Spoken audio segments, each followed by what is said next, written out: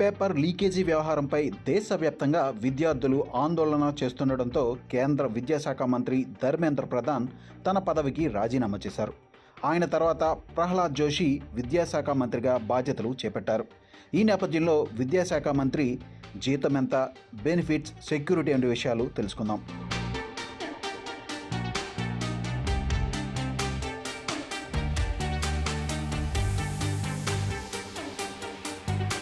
కేంద్ర విద్యాశాఖ మంత్రిగా జూలై 26న ప్రహ్లాద్ జోషి బాధ్యతలు చేపట్టారు. కేబినెట్ మంత్రి, పార్లమెంట్ సభ్యుడిగా కేంద్ర ప్రభుత్వం నుండి జీతంతో పాటు వివిధ రకాల భత్యాలు, అధికారిక సదుపాయాలను విద్యాశాఖ మంత్రి పొందవచ్చు. విద్యాశాఖ మంత్రి నెలకు బేసిక్ శాలరీ ₹1,00,000 పొందుతారు. దీనితో పాటు కొన్ని ఇతర ప్రయోజనాలు కూడా లభిస్తాయి. నియోజకవర్గ భత్యం కింద నియోజకవర్గ సంబంధిత పనులు, ప్రజలను కలిసే కార్యక్రమాల కోసం నెలకు 70,000 పొందవచ్చు. ఇక సిబ్బంది, అడ్మినిస్ట్రేటివ్ కాస్ట్తో సహా ఆఫీస్ ఎక్స్పెన్సెస్ కోసం నెలకు ₹60,000 వస్తాయి.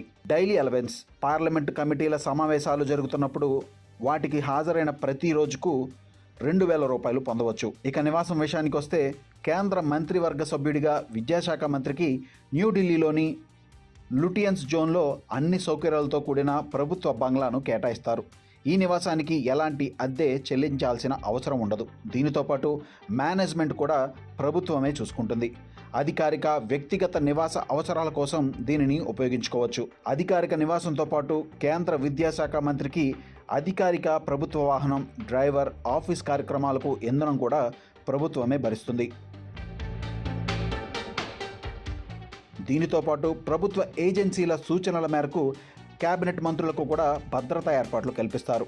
ఈ సెక్యూరిటీలో పర్సనల్ సెక్యూరిటీ అధికారులు, ఎస్కార్ట్ వెహికల్స్, ఇతర రక్షణ చర్యలు ఉండే అవకాశం ఉంటుంది. ఇక ట్రావెల్ మరియు మెడికల్ బెనిఫిట్స్ విషయానికి వస్తే కేంద్ర మంత్రులకు దేశవ్యాప్తంగా అధికారిక పర్యటించే హక్కు ఉంటుంది. ప్రభుత్వ పని మీద వెళ్లేవారు విమానంలో ఎగ్జిక్యూటివ్ క్లాస్ విమాన ప్రయాణం, రైలులో ఫస్ట్ ఏసీ ట్రావెల్ పొందవచ్చు. కేంద్ర మంత్రితో పాటు ప్రభుత్వ నిబంధనల ప్రకారం అర్హులైన కుటుంబ సభ్యులు కూడా ఈ ట్రావెల్ బెనిఫిట్స్ పొందే అవకాశం ఉంది.